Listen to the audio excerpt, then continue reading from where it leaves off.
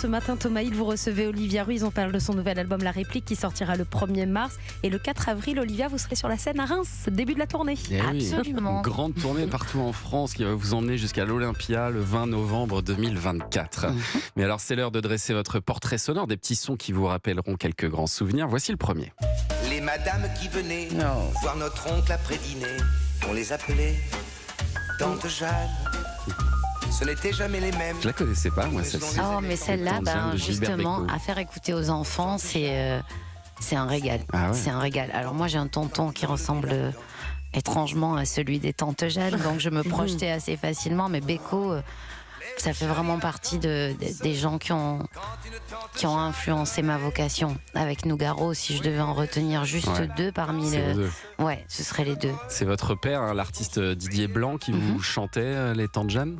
Alors, est-ce qu'il me les chantait? Je sais pas, mais en tout cas, qui me faisait écouter du Bécaud et qui m'a fait rencontrer ce personnage tellement haut en couleur, tellement joliment violent quand il frappait son piano. C'est culte. Vous alliez le voir en concert, votre père, régulièrement? Bien sûr que j'allais le voir. Ah, alors régulièrement, je sais pas, mais j'y allais suffisamment souvent pour que ce monde-là me fasse rêver. C'était la grande époque des orchestres dans le Sud. C'était vraiment quelque chose qui était très différent d'aujourd'hui. Mon père était à un moment donné dans l'orchestre René Coll, qui était celui qui accompagnait les artistes à Sacrée Soirée. Et c'est vrai qu'il y avait un soin particulier pour les costumes. C'était des chanteurs et des chanteuses incroyables, avec des niveaux de dingue, avec des mises en scène très travaillées. Donc imaginez-vous, pour une Forcément, petite ça fille... donne envie. Bah oui. Allez, autre style musical maintenant.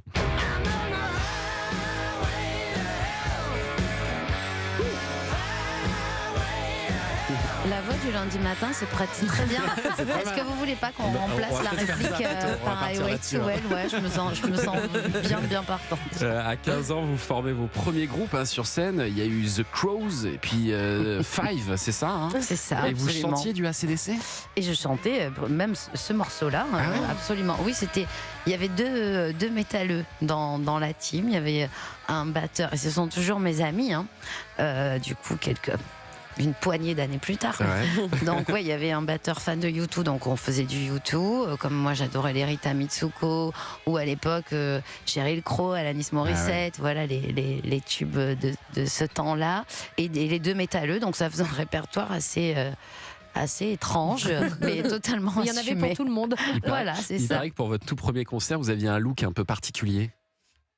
Et alors, vous savez quoi? J'ai retrouvé l'enregistrement il n'y a pas 3 semaines et on entend la personne qui se moque de moi dans le public sur l'enregistrement. Oui, alors j'étais assez excentrique. Le goût pour les vêtements un peu fous m'était venu de ma maman. Et effectivement, j'avais un petit short en vinyle, des grandes chaussettes noires et jaunes, en haut noir et jaune. Et c'était l'époque de la pub Kiss Cool, avec un lapin noir et jaune. Voilà. Et c'était mon premier concert. Et dès le premier morceau, et jusqu'à ce que mon père aille se mettre près de lui, un garçon hurlait « Le lapin au citron, Oh le non. lapin au citron ».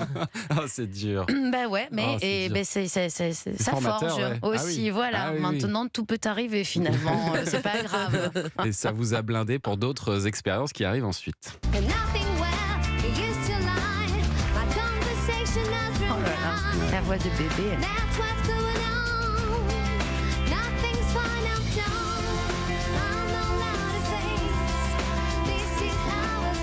Ce n'est pas Nathalie Imbruglia qui chante, mais bien Olivia Ruiz. Vous avez 21 ans et là c'est le tout premier prime de la Star Academy.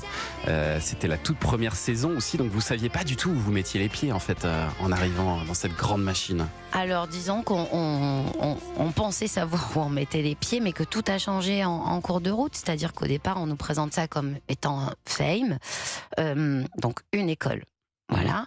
Et TF1 se défend de faire de la télé-réalité en disant alors, attention, nous on fait pas de la télé-poubelle, c'est pas le loft. Soyons clairs, là on est sur un centre d'apprentissage. Voilà. Et puis au bout de quelques semaines, l'émission ne fonctionne pas. Donc le centre d'apprentissage s'équipe dans la salle de bain, dans les chambres de caméras pour transformer les choses et On a essayer rajouté de des caméras. Absolument. Ah oui. Au bout de 3 semaines, on nous dit l'émission va s'arrêter, ça fonctionne pas. On voit bien qu'il y a des travaux en train de se faire dans la maison et puis tout d'un coup ça décolle grâce à ça.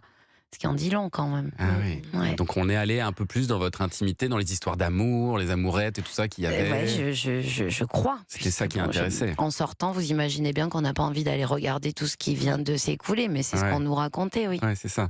Et au final, vous pensez que ça vous a aidé ou que ça a été un boulet pour votre carrière à Star Academy? Définitivement, ça m'a aidé. Puisque pour avoir un accès à des maisons de disques quand on vient de nulle part, on envoie son disque, il est en haut ou en dessous de la pile, et puis là, c'est la loterie. Donc là, effectivement, le fait d'être un tout petit peu identifié m'a permis d'aller à la rencontre des maisons de disques. Alors évidemment, toutes celles dans lesquelles j'avais envie d'aller me répondaient, mais nous, on prend pas des artistes qui viennent de la Star Academy. Mademoiselle, ça va pas être possible en termes d'image, c'est trop lourd pour nous. Et puis j'ai quand même réussi à convaincre un des labels dont je rêvais de m'embarquer. C'est là où le caractère est important et Dieu sait si elle en a, Olivia Ruiz.